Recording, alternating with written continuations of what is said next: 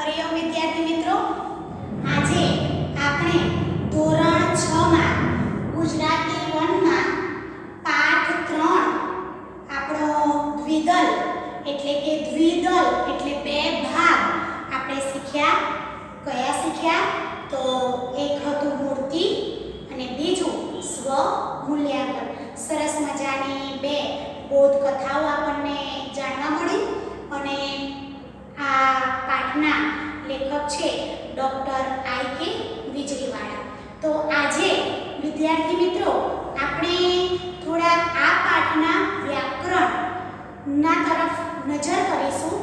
વ્યાકરણ એટલે કે જોડણી સુધારોમાં આપણે ધોરણ 6 માં જોડણી સુધારો આપણે સમજ્યા છે, બરોબર?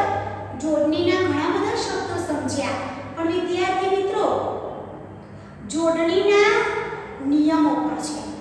તો આપણે આ નિયમો સમજીએ.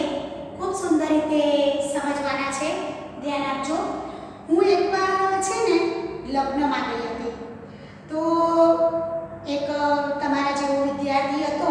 તો એ વિદ્યાર્થીએ મને કીધું કે ટીચર લગ્નમાં આવજો ને મારા કંકોત્રી આપી.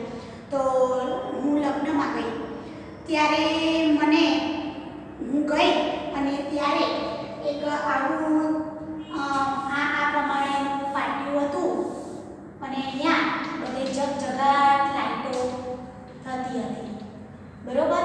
અને બે જણા આ રીતે અહીંયા ખુરશીમાં બેઠા હતા. હવે આ પાટિયા પર લખ્યું હતું કે ભલે પધાર્યા, ભલે પધાર્યા. તો વિદ્યાર્થી મિત્રો હું તો ત્યાંથી ચાલતી થઈ ત્યારે એક બીજો વિદ્યાર્થી મને ઓળખતો હતો ને, તો એ કે ટીચર કે તમે જાઓ છો પાછા? તો કે પછી મેં કીધું કે ભાઈ અહીંયા તો તમે પુરુષોને જ આમંત્રણ આપ્યું છે, સ્ત્રીઓને નથી આપ્યું. તો કે કેમ? તો ભાઈ તે ભલે પધાર્યા લખ્યું છે ને એ જોડણીમાં ભૂલ છે. તો અહીંયા પણ ઘણા બધાને એવું થયું કે આ બેન તો ચાર દિવાલોની વચ્ચે પણ બાળકોને ભણાવે છે અને ચાર દિવાલની બહાર પણ અમુક એવું ગણતા હતા કે ચાર દિવાલોની બહાર પણ શિક્ષક પણ બતાવે છે. તો વિદ્યાર્થી મિત્રો પણ અમુકે મને પ્રોત્સાહન આપ્યું, અમુકે કીધું કે સારું કામ કર્યું છે. તો એક બેન જોડથી મેં ચાંદલો લીધો અને ચાંદલો લઈ અને એની ઉપર અહીંયા લગાવી દીધો. તો ભલે પધાર્યા એટલે અહીંયા આ જોડણી સાચી છે. જુઓ, અનુસ્વારનો નિયમ છે. અનુસ્વાર ક્યારે કરવો એનો નિયમ છે. જોડણી સુધારો એમાં આપણે આજે અનુસ્વારનો એક નિયમ જોઈશું. અનુસ્વારનો શું નિયમ છે? અનુસ્વારનો નિયમ કે પુલ્લિંગ શબ્દ હોય, પુલ્લિંગ, સ્ત્રીલિંગ અને નપુંસકલિંગ તમને ખબર જ છે. તો પુલ્લિંગ શબ્દ હોય ત્યાં અનુસ્વાર આવે નહીં. સ્ત્રીલિંગ શબ્દ હોય ત્યાં અનુસ્વાર આવે અને નપુંસકલિંગ શબ્દો હોય તો ત્યાં પણ અનુસ્વાર આવે. તો હું તમને સરળ ભાષામાં સમજાવું કે જુઓ, સ્ત્રીઓને બેઢા લેવાનું ગમે, એને માથે બેઢું હોય અને નાના બાળકોને પણ મદદ કરવી ગમે. એને તો ખબર જ નથી કે માથે બેઢું લેવાય કે ન લેવાય. તો પુલ્લિંગ શબ્દ એટલે ભાઈઓને બેઢું લેવું ગમે નહીં. આ જ અનુસ્વારનો નિયમ છે. સમજાઈ ગયો ને? ખૂબ સહેલો છે. તો અનુસ્વારનો નિયમ કે ક્યાં અનુસ્વાર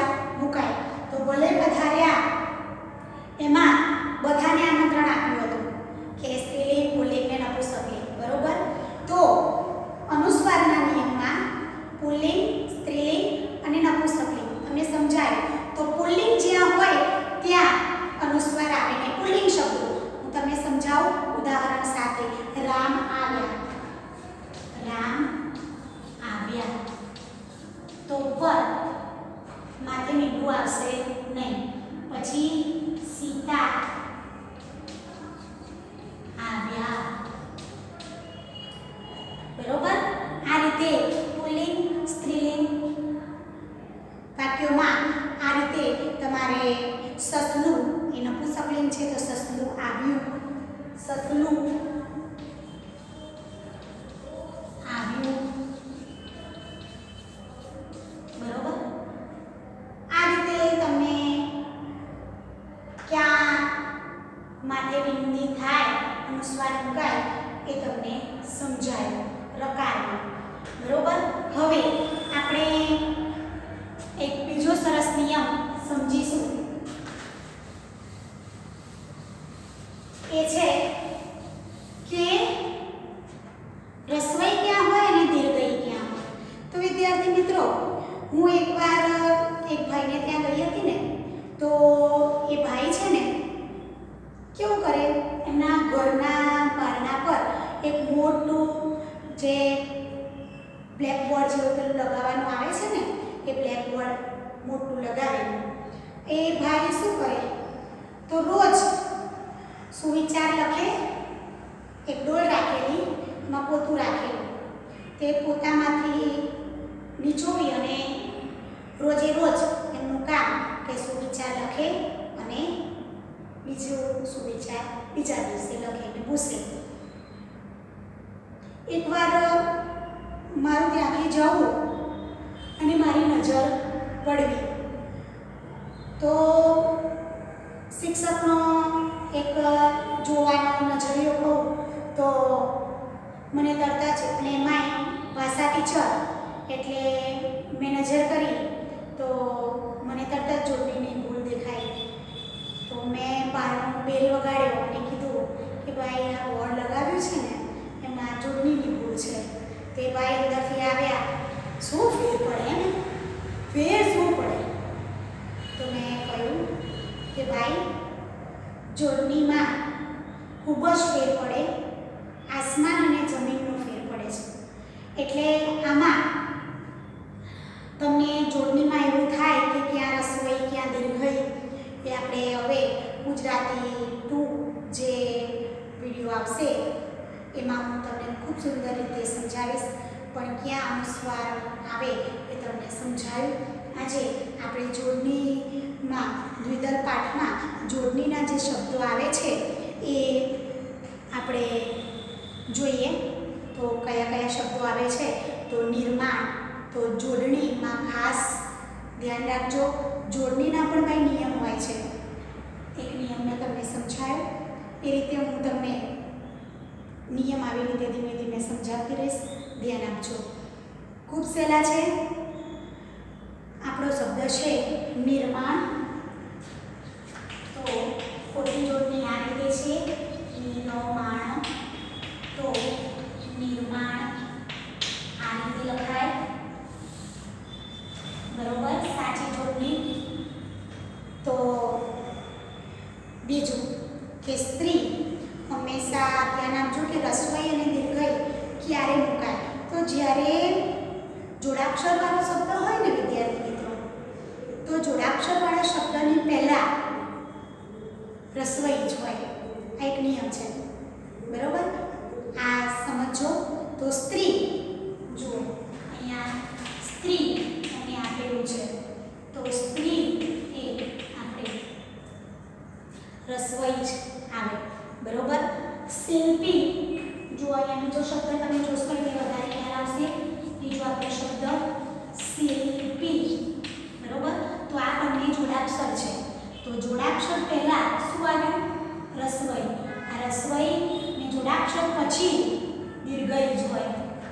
આ એક નિયમ છે. બે નિયમ સમજ્યા, બરોબર. એટલે ભાઈને મેં કીધું કે ભાઈ આ તમારો સુવિચાર ખોટો છે, તો એ ભાઈએ કીધું હે ફેર શું પડે બેન, રસવઈ દીર્ઘઈમાં બોલાય તો સરખું. મેં જે કીધું એ તમને સમજાયું કે નહીં? તમે પણ એવું જ કહો છો ને કે ટીચર હવે રસવો ને દીર્ઘોને પણ હું જે કહેવા માંગુ છું એ તમે સમજો છો, પણ ના ભાઈ, જોડણીમાં ભૂલ થાય, બરોબર.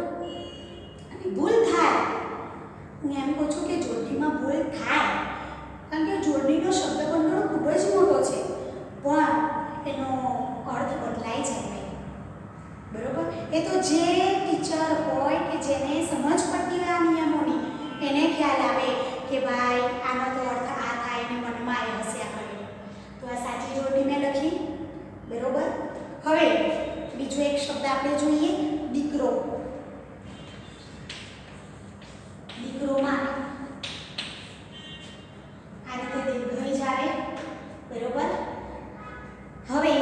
બીજો એક શબ્દ આપણો પથ્થર.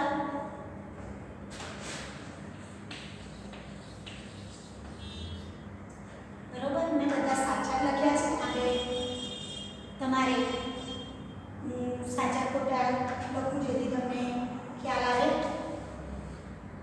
ચાલો, સીધી ખોટું આ રીતે લખેલું છે અને સાચું આ રીતે લખાય. દીકરો, દીકરો, તો દીકરો આ રીતે લખાય. પથ્થર પણ આ રીતે લખતા હોય છે પથ્થર, તો આ જ રીતે લખાય પથ્થર. બરોબર, ભાઈ જોડની નાની નાનું છે એ હું તમને એક કરી મેં સમજાવીશ, ધ્યાન આપજો. હવે ભાઈ આપણે જોડની તો સમજ્યા.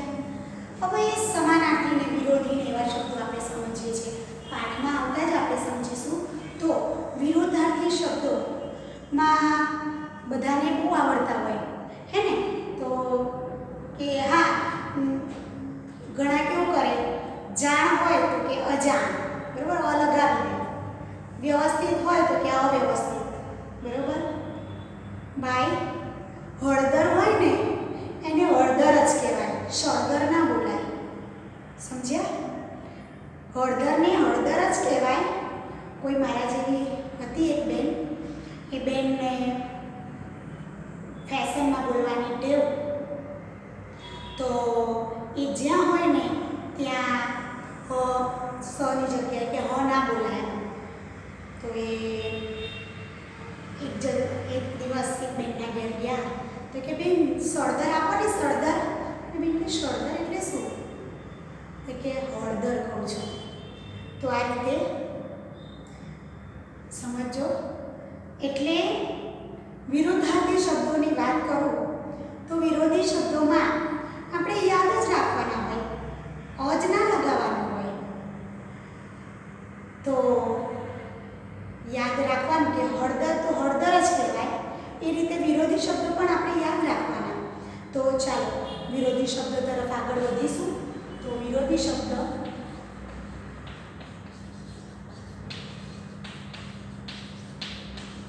એમાં પહેલો આપણો શબ્દ છે જાણ. વિરોધી શબ્દમાં હંમેશા વચ્ચે ચોકડી, તો અજાણ થાય, બરોબર. આ નુકસાન, તો એનો વિરોધી થાય ફાયદો. નુકસાન તો ફાયદો, બરોબર. સંતોષ, એનો વિરોધી થાય અસંતોષ.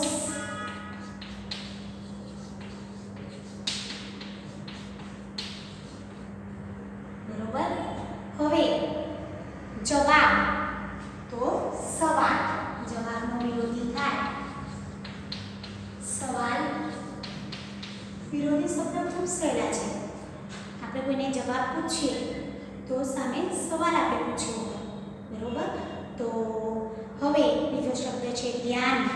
તો ધ્યાનનો વિરોધી શું થાય? કોઈ ધ્યાનમગ્ન હોય તો કોઈ બેધ્યાન હોય, હે ને. તો બેધ્યાન, બેધ્યાન. સમજાયું? હવે હાજર એટલે તમે પહેલા સ્કૂલમાં હાજર રહેતા હતા અને હવે ગેરહાજર છો, પણ ગેરહાજર રહીને પણ તમે કામ કરો છો. તો હાજર, તો એનો વિરોધી થાય ગેરહાજર. હાજર તો ગેરહાજર. પછી નો શબ્દ આપણો છે નીરસ. આપણને અમુક વખત એવી નીરસતા આવી જાય ને, નીરસતા એટલે હું તમને કહું તો હું તમને જ્યારે જોતી હતી ત્યારે હું તમારા મોઢા પરથી સમજી જતી કે હવે આ લોકોને ભણવાનું ગમતું નથી. તો એ કહેવાય નીરસતા. શું કહેવાય? નીરસ. અને અમુક વાર તમને એટલો બધો રસ પડે કે 5 વાગે તોય તમે ઊભા ન થાવ, 6 વાગે બેલ પડ્યો હોય તોય તમે ઊભા ન થાવ, એટલા બધા તમે રસિક થઈ ગયા હોય. સમજવાની રીતે જ આવી હોય, તમને એટલો બધો રસ પડી જાય કે આજુબાજુ શું છે એટલા ઇન્ટરેસ્ટથી તમે જોતા હો, રસપૂર્વક, એને કહેવાય રસિક. શું કહેવાય? રસિક. બરોબર. નીરસ તો રસિક. નીરસ તો એનો સમાનાર્થી રસિક થાય, નીરસ. બરોબર. તો એનું સમાનાર્થી રસિક થાય તો આપણે તો વિરોધી લખવાનું છે. તો નીરસનું વિરોધી, બોલો બોલો, નીરસ તો સરસ. બરોબર. હવે આપણે આગળનો શબ્દ પરદેશ. આપણો આ દેશ, સ્વદેશ. પરદેશ એટલે બીજો દેશ, પરદેશ અને સ્વદેશ. બરોબર. અને એક વાત તમને કહું તો એક સરસ મજાની વાત કરું. એક બકરી હતી, એ રોજ ચરવા જતી. તો એ ચરવા જતી ને ત્યારે એના બચ્ચાને, પોતાના બચ્ચાને એ ઘરે મૂકી અને ચરવા જાય. એક દિવસ એવું થયું કે વાઘ આવ્યો અને બચ્ચાને કહેતી જાય કે બાળા રાખી દેજો. આ તમે સાંભળેલી હશે.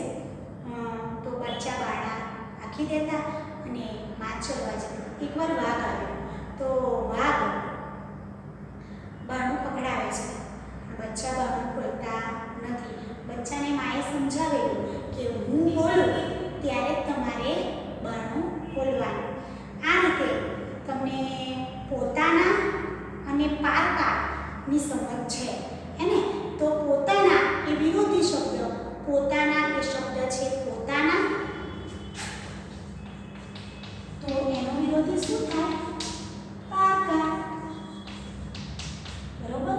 અહીંયા તમને જોડણી અને વિરોધી શબ્દોમાં સમજ પડી ગઈ હશે. બરોબર. તો હવે આપણે થોડા સમાનાર્થી શબ્દો તરફ આગળ વધીએ. સમાનાર્થી શબ્દો એટલે સમાન અર્થવાળા શબ્દો, જેનો અર્થ એક સરખો થાય. અર્થ કાઢીએ તો કેવો થાય? એક સરખો. તો આ પણ આપણે કાંઈ ગોખવાની વસ્તુ નથી. બરોબર. તો આપણે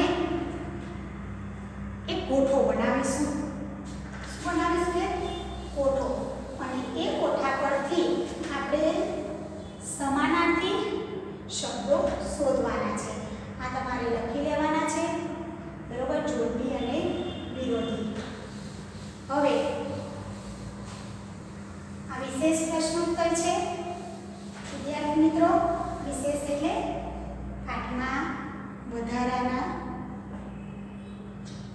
એટલે એક બાજુ મૂકી દેવાના નહીં, પણ તમને તમારા જાણ માટે એટલે કે આમાંથી પૂછાઈ શકે વધારાનું જ્ઞાન, વિશેષ પાઠને લગતું જ, તો એ જ્ઞાન પણ જરૂરી છે. તો આપણે એક કોઠું બનાવીશું અને એ કોઠામાંથી આપણે શબ્દોના અર્થ, સમાનાર્થી શબ્દો શોધવાના છે. બરોબર. તો પહેલા આપણે કોઠો દોરીશું.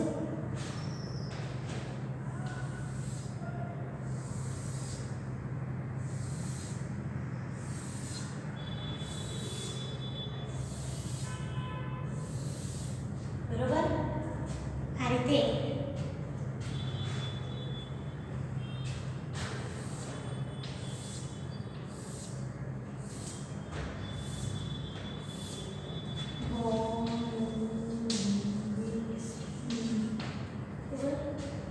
પછી બીજો છે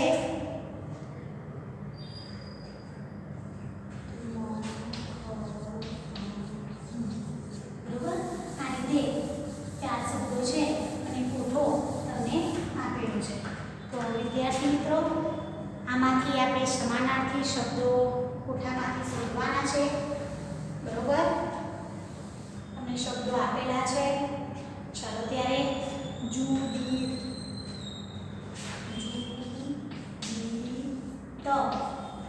બરોબર. જુતી છેલ્લે છે તી, એ પછી છે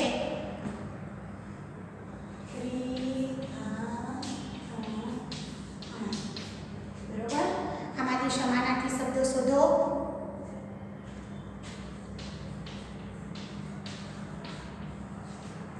પછી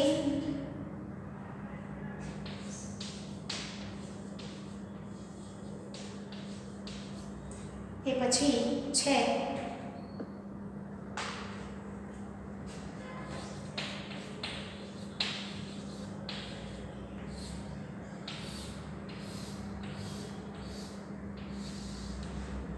બરોબર.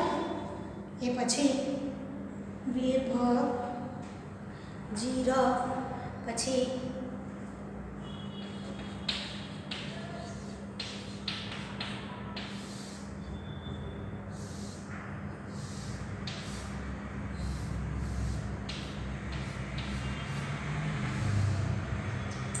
બરોબર. આ રીતે છેલ્લો હવે બે છે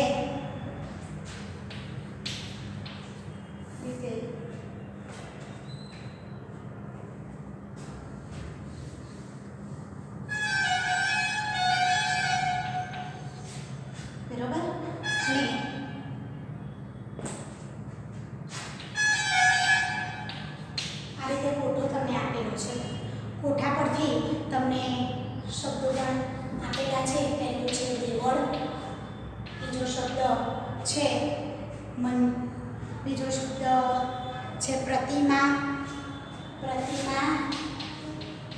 વિસ્મય,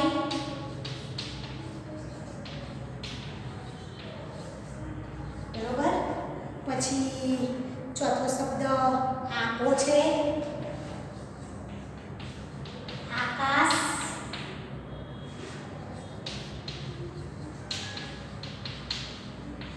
બરોબર. છઠ્ઠો શબ્દ આપણો છે વિનંતી અને ઝડપ, અને સાતમો શબ્દ છે જળ. તો વિદ્યાર્થી મિત્રો, હવે આમાંથી આપણે શોધવાનું છે, બરાબર. શું? તો સમાનાર્થી શબ્દ, બરોબર. તો આપણે અહીંયા આમાંથી બીજું છે, અહીંયા ર છે. તો દેવળ, તો આપણે આ શોધ્યું. અહીંયા છે સમાનાર્થી શબ્દ મંદિર, તો દેવળ એનો સમાનાર્થી શબ્દ થાય મંદિર, બરોબર. પ્રતિમા, તો મૂર્તિ, ક્યાં છે? મૂર્તિ, બરોબર. તો વિદ્યાર્થી મિત્રો, દીર્ઘ આવે અહીંયા આપણે લખીશું મૂર્તિ, બરોબર. સમજાયું? હવે વિસ્મય શોધો. વિસ્મયનો અર્થ શું થાય? તો વિસ્મય એટલે નવાઈ, બરોબર. તો નવાઈ ક્યાં છે જોઈએ. નવાઈ આ રહ્યું, શોધ્યું. નવાઈ લખીએ આપણે. આંખો, તો ઘસરકો આ રહ્યો, ઘસરકો, બરોબર. આંખોનો સમાનાર્થી થાય ઘસરકો.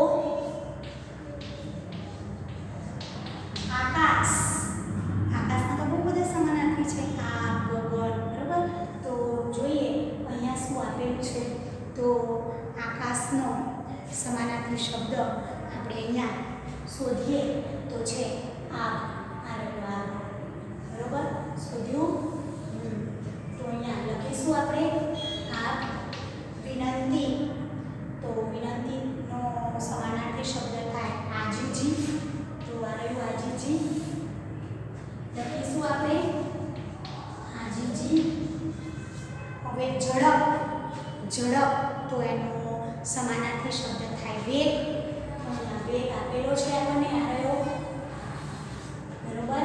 લખીશું આપણે વેગ. તો સમજાયું વિદ્યાર્થી મિત્રો? સમાનાર્થી શબ્દો આપણે સમજ્યા, વિરોધી શબ્દો પણ સમજ્યા, બરોબર. હવે તમને વાક્ય આપેલા હોય, આમાં ખૂબ જ ભૂલો કરતા હોય છે કે શબ્દ આપેલો હોય તમને, બરોબર, શબ્દ આપેલો હોય અને તમારે વાક્ય બનાવવાનું છે, તો એ શબ્દ અંદર વાક્યમાં આવવો જોઈએ. શું આવવો જોઈએ? એ શબ્દ.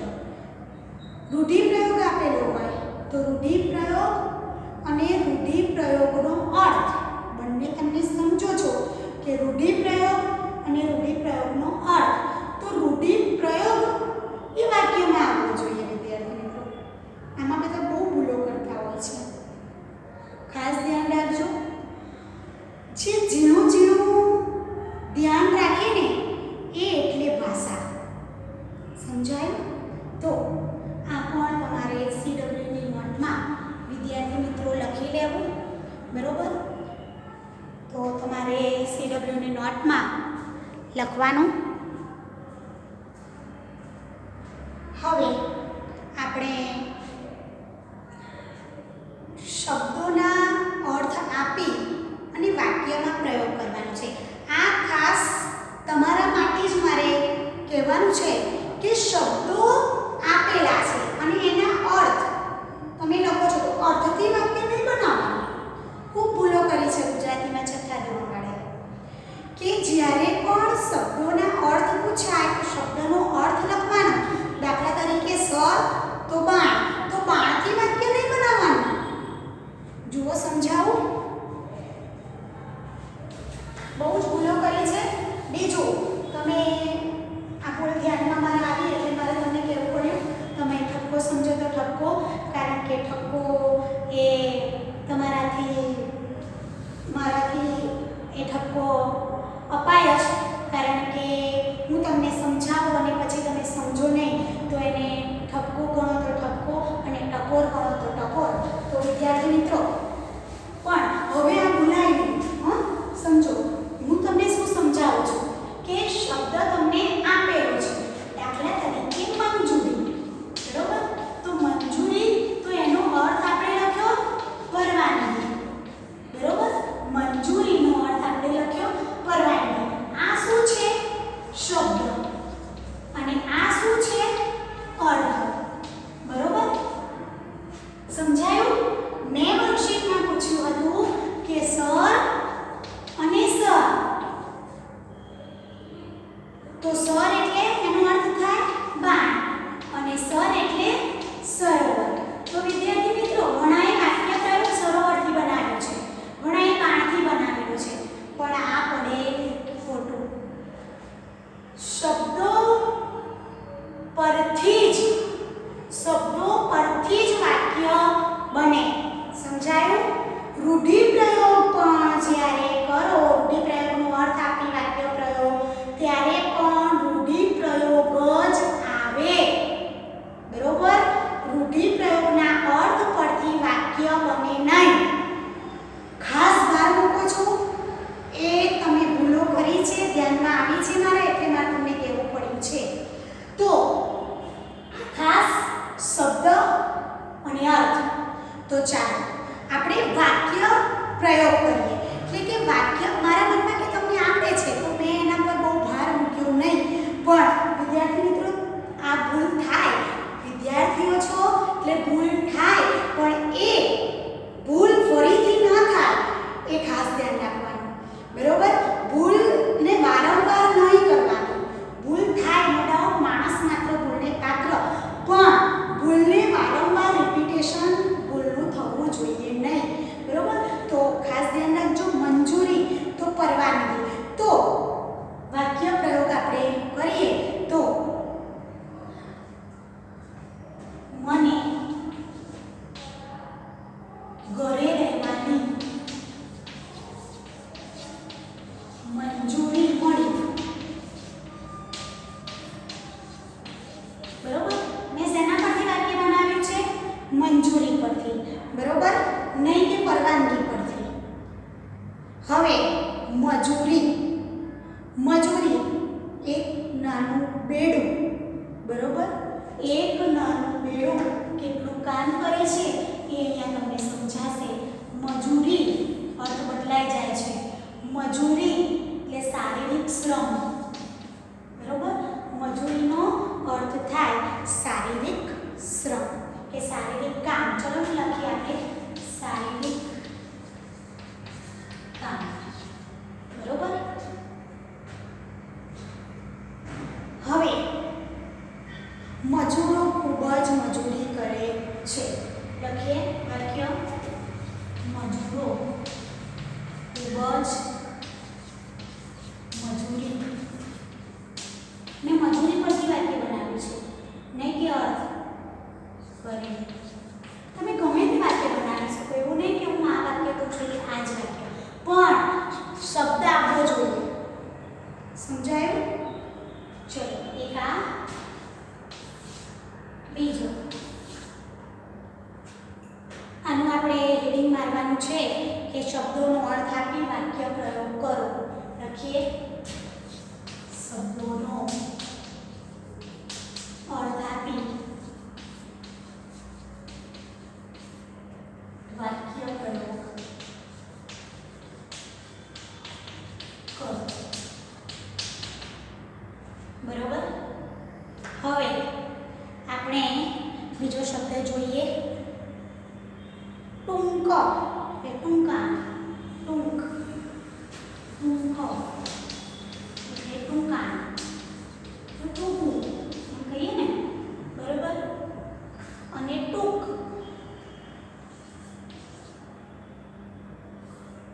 ટૂંક આથી મીઠું નથી, ટૂંક, બરોબર. બે શબ્દો છે તો ટૂંક એટલે શિખર થાય અને આ ટૂંક એટલે ટૂંકાણ એટલે શિખર થાય. આના પરથી આપણે વાક્ય બનાવવાનું છે, બરોબર. મને ટૂંક વાર્તા ગમે છે એટલે મને ટૂંકાણપૂર્વકની વાર્તા ગમે છે, બરોબર. મંદિર પર ટૂંક ખૂબ જ સુંદર છે. મંદિર પર ટૂંક ખૂબ જ સુંદર છે. સમજાયું? હવે બીજા બે હું તમને વાક્યો આપું, શબ્દો આપું, એના અર્થ આપણે સમજવાના છે.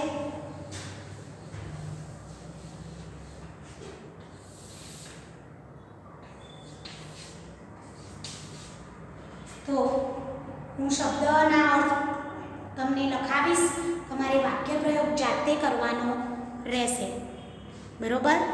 તો ચાલો ત્યારે બે શબ્દ કઈ અને કઈ. કઈ અને કઈ એના અર્થ તમને કહી દઉં તો કઈ, બરોબર. કઈ એટલે પ્રજાવાચક શબ્દ અને કઈ એટલે કંઈક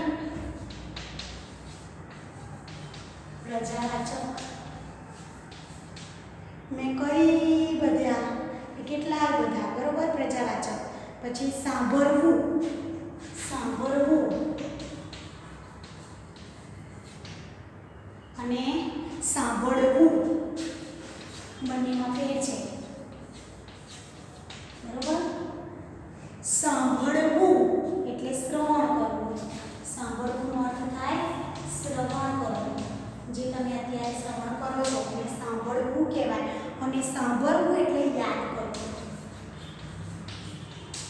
વાક્ય પ્રયોગ તમારે HW માં ઘરેથી એટલે અને નીચે જ કરવાનો, પણ ઘરેથી કરવાનું રહેશે. તો વિદ્યાર્થી મિત્રો, અહીંયા તમે વિરોધી, સમાનાર્થી સમજાઈ ચૂક્યા હશે, બરોબર. તો વાક્યો, શબ્દોના અર્થના વાક્ય પ્રયોગ પણ સમજાયો. તો આજે વિદ્યાર્થી મિત્રો આટલું. હરિઓમ. Thank you.